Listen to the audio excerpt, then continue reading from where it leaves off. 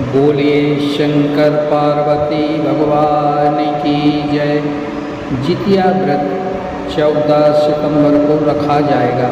इस दिन भाद्रपद मास की अष्टमी तिथि है। इस व्रत में भगवान श्री गणेश, माता पार्वती और शिव जी की पूजा होती है। शाम के समय प्रदोष काल में भगवान शिव की पूजा कर कथा सुननी चाहिए।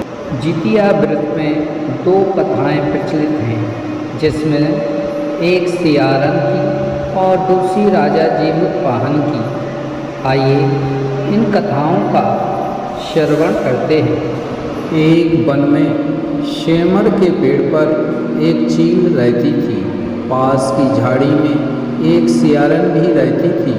दोनों आपस में दोस्त थीं। चिल्लू सियारन से इतना प्यार करती थी कि वो जो कुछ भी खाने को लेकर आती थी उसमें से सियारन के लिए जरूर देती। इस तरह दोनों हंसी खुशी दिन बिता रहे थे। एक बार वन के पास गांव में औरतें जितिया व्रत की पूजा की तैयारी कर रही थीं। चिल्लू ने उसे बड़े ध्यान से देखा और अपनी सखी सियारों को भी बताया। फिर दोनों सहेलियों ने तय किया कि वे भी यह व्रत करेंगी। सियारों और चिल्लों ने जितिया व्रत रखा। बड़ी निष्ठा और लगन से मंगल कामना करके पूरे दिन निर्जला व्रत रहीं। मगर रात होते ही सियारन को भूख प्यास सताने लगी। जब बर्दाश्त ना हुआ तो जंगल में जाके उसने मांस और हड्डी खाकर पेट भरा। चिल्लों ने हड्डी चबाने के कड़कड़ की आवाज़ सुनी तो पूछा कि यह कैसी आवाज़ है। सियारन ने कह दिया, बहन भूख के मारे पेट गुड़गुड़ा रहा है, यह उसी की आवाज़ है।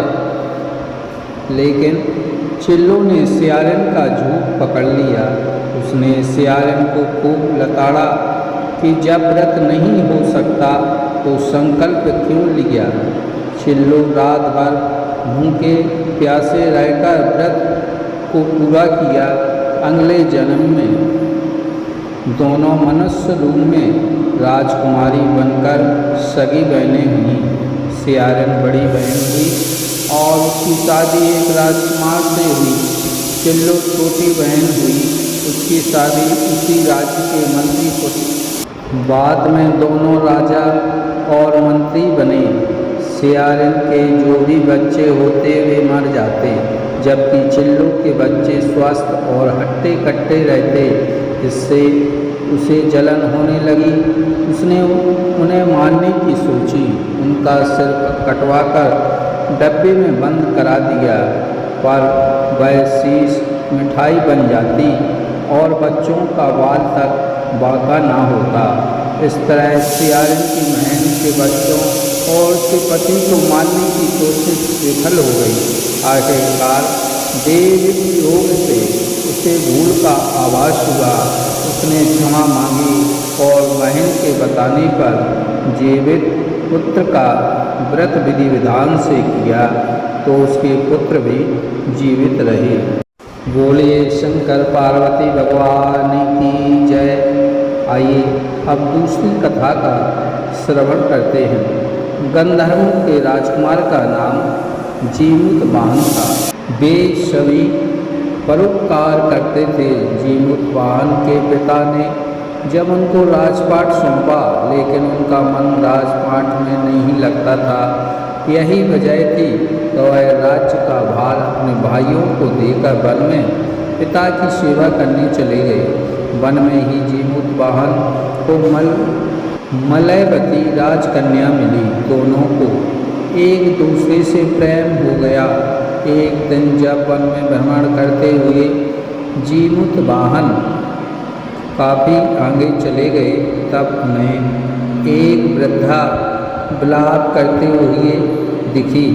पूछने पर वृद्धा ने रोते हुए बताया, मैं नाग वंश की स्त्री हूँ। मुझे एक ही पुत्र है। पक्षीराज गरुड़ के कोप से मुक्ति दिलाने के लिए नागों ने यह व्यवस्था की है कि वे गरुड़ को रोजीना भक्षण के लिए एक युवा नाग सौंपते हैं। आज मेरे पुत्र शंखचूड़ की बलि का दिन है। आज मेरे पुत्र के जीवन पर संकट है और थोड़ी देर बाद ही मैं पुत्र विहीन हो जाऊंगी। एक स्त्री के लिए इससे बड़ा दुख क्या होगा कि उसके जीते जी उसका पुत्र न रहे। जीवित वाहन को यह सुनकर बड़ा दुख हुआ। उन्होंने उस वृद्धा को आश्वस्त करते हुए कहा, डरो मत, मैं तुम्हारे पुत्र के प्राणों की रक्षा करूँगा। आज उसके स्थान पर स्वयं मैं अपने आप को उसके लाल कपड़े में ढककर बद्ध शिला पर लेटूँगा ताकि गरुड़ मुझे खा जाए पर तुम्हारा पुत्र बच जाए। इतना कहकर जीवित वाहन ने शंखचूड़ के हाथ से लाल कपड़ा ले लिया और वे उसे लपेटकर गरुड़ को बलि देने के लिए चुनी गई बद्ध शिला पर लेट गए। नियत समय पर गरुड़ आए और लाल कपड़े में ढके जीवित वाहन को पंखे में दबोचकर पहाड़ के शिखर पर जाकर बैठ गए। गरुड़ ने अपनी कठोर चोंच से जीवित वाहन पर प्रहार किया। जीवित वाहन के शरीर से मांस का बड़ा हिस्सा नोच लिया। इसकी पीड़ा से जीवित वाहन की आँखों से आंसू बह निकले और वह दर्द से कहाने लगे। अपने पंजे में जकड़े प्राणी की आँखों में से आंसू और मुँह से कराह सुनकर गरुड़ बड़े आश्चर्य में पड़ गए, क्योंकि ऐसा पहले कभी नहीं हुआ था। उन्होंने जीवित वाहन से उनका परिचय पूछा। जीवित वाहन ने सारा किस्सा कह सुनाया कि कैसे एक स्त्री के पुत्र की रक्षा के लिए वह अपने प्राण देने आए हैं। आप मुझे खाकर भूख शांत करें। गरुड़ की बहादुरी और दूसरे की प्राण रक्षा के लिए स्वयं का बलिदान देने की हिम्मत से बहुत प्रभावित हुई। उन्होंने स्वयं पर पछतावा होने लगा। वह सोचने लगे कि यह मनुष्य जो दूसरों के पुत्र की रक्षा के लिए स्वयं की बलि दे रहा है और एक मैं हूँ जो देवों के संरक्षण में मैं हूँ, किंतु दूसरों की संतान की बलि ले रहा हूँ। उन्होंने जीवित वाहन को मुक्त कर दिया। गरुड़ ने कहा, हे मनुष्य, मैं तुम्हारी भावना और त्याग से बहुत प्रसन्न हूँ। मैंने तुम्हारे शरीर पर जो घाव किए उसे ठीक कर देता हूँ। तुम अपनी प्रसन्नता के लिए मुझसे कोई वरदान मांग लो। राजा जीवित वाहन ने कहा कि हे पक्षीराज, आप तो सर्व समर्थ हैं। अगर आप प्रसन्न हैं और वरदान देना चाहते हैं तो आप सर्पों को अपना हार बनाना छोड़ दें। आपने अब तक जितने भी प्राण लिए हैं उन्हें जीवन दान दें। गरुड़ ने सबको जीवन दान दे दिया और नागों की बलि न लेने का वरदान भी दिया।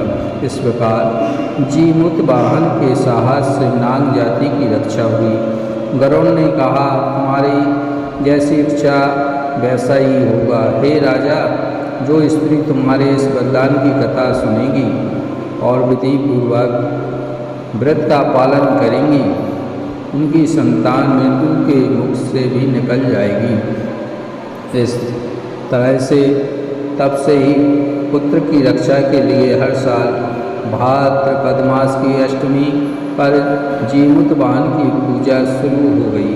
यह कथा कैलाश पर्वत पर भगवान शिव ने माता पार्वती को सुनाई थी। जीवित पुत्री का के दिन भगवान श्री गणेश, माता पार्वती और शिव जी की पूजा एवं ध्यान के बाद यह कथा सुननी चाहिए। बोलिए शंकर पार्वती भगवान की जय।